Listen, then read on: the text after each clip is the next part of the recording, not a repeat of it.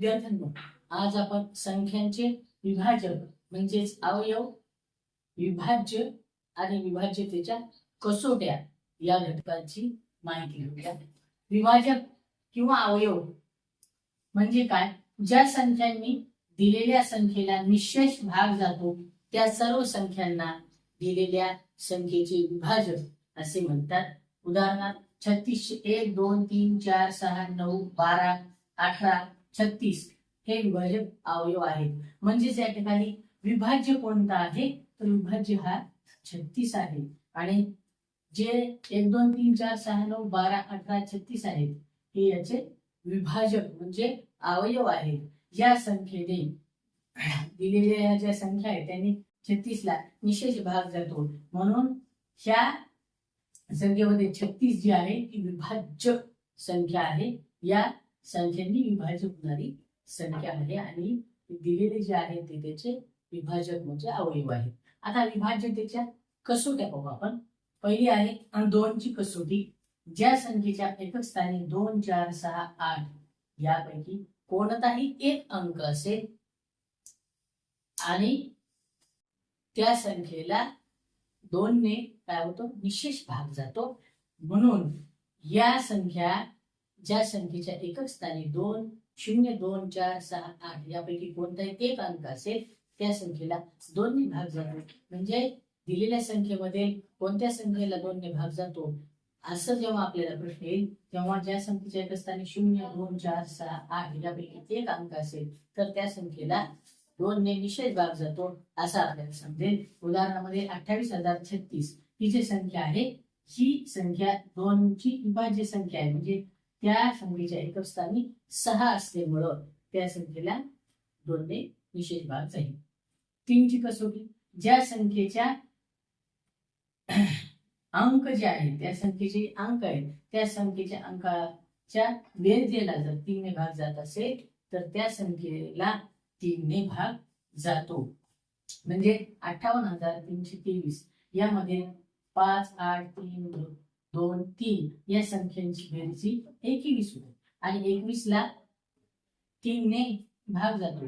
म्हणजेच 21 भागिले 3, 3 एक 3, 7 21, 7 ने निशेष भाग जात आहे. म्हणून या 58,323 ला 3 ने भाग जाईल. असं प्रत्येक संख्येमध्ये आपल्याला पाहावं लागेल की त्यांच्या अंकांची बेरीज केल्यानंतर जर त्या अंकाच्या बेरजेला 3 ने भाग जात असेल तर त्या संख्येला 3 ने भाग जातो. 4 ची कसोटी आहे. ज्या संख्येच्या एकक व दशक स्थान मिळून होणाऱ्या संख्येला 4 ने भाग जात असेल तर त्या संख्येला 4 ने भाग जातो. उदाहरणार्थ या ठिकाणी 512 आहे. एकक आणि दशक स्थानाची संख्या या ठिकाणी 12 आहे आणि म्हणून 12 या संख्येला 4 ने भाग जातो. म्हणजे 12 भागिले 4, 4 1 4 4 12 तर 3 हा भागाकार म्हणजे निशेष भाग या ठिकाणी जात आहे. म्हणून 512 या संख्येला 4 ने भाग जातो. आता 5 ची कसोटी. 5 च्या कसोटीमध्ये ज्या संख्येच्या एकक स्थानी 5 किंवा 0 यापैकी कोणताही एक अंक असेल त्या संख्येला 5 ने भाग जातो. म्हणजेच 115 च्या एकक स्थानी 5 आहे. 115 या संख्येच्या एकक स्थानी 5 असल्यामुळं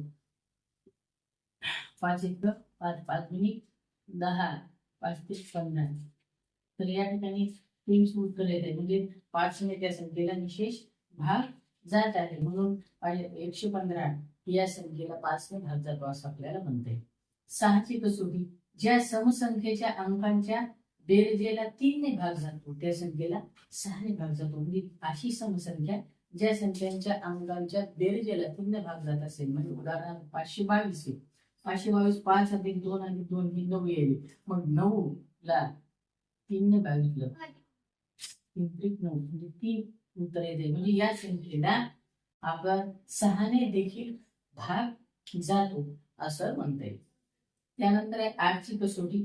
ज्या संख्येच्या एकक दशक शतक स्थानच्या अंकांनी तयार होणाऱ्या संख्येला 8 ने भाग जात असल्यास त्या संख्येस 8 ने भाग जातो. म्हणजेच या ठिकाणी 1256 आहेत. यामध्ये एकक दशक आणि शतक या स्थानच्या अंकांना मिळून 256 संख्या या ठिकाणी तयार होते आणि 256 ला 8ने भाग जातो म्हणजे 256 भागिले 8 केलं तर 8 त्रिक 24 आणि 8 दुनी 16 अशा पद्धतीनं 8ने त्या एकक दशक शतक स्थानच्या अंकांना पासून तयार होणाऱ्या संख्येला भाग जातो. त्यामुळे 1256 1256 या संख्येला 8ने भाग जातो.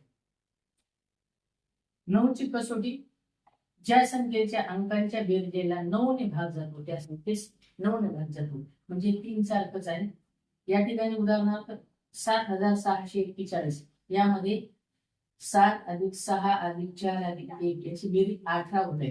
म्हणजे 18 या संख्येला 9ने जर भाग दिला तर 2 उत्तर येते. म्हणजे आपण या संख्येला त्या संख्येच्या अंकांची बेरीज केली आणि त्याला 9ने भाग दिला आणि त्याला विशेष भाग जर जात असेल तर त्या संख्येला 7641 ला 9ने भाग जातो.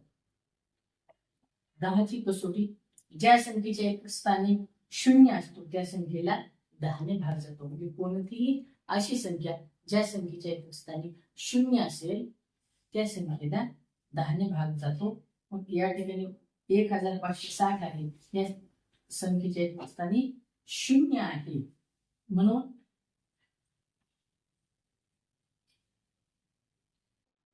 आपल्याला पाहता येईल की या 10 या संख्येला ज्या संख्येच्या एकक स्थानी 0 आहे त्याला निषेध भाग जातो म्हणून या संख्येला 1560 ला देखील भाग जाताना आपल्याला दिसतो. तर अशा पद्धतीने आज आपण संख्येचे विभाजन म्हणजे दिलेल्या संख्येला ज्या संख्यांनी दिलेली जी संख्या त्याला निषेध भाग जात असेल त्याला विभाजक त्या संख्येचे विभाजक म्हणतात आणि ज्या संख्येला आपण भाग घालतो त्या संख्येला विभाज्य संख्या असे म्हटले जातात. आणि विभाज्यतेच्या वेगवेगळ्या ज्या कसोट्या आहेत 2 ची 3 ची 4 ची 5 ची 6 ची 8 ची 9 ची 10 ची अशा वेगवेगळ्या कसोट्या आणि त्यांची उदाहरणं याविषयी माहिती घेतली. धन्यवाद.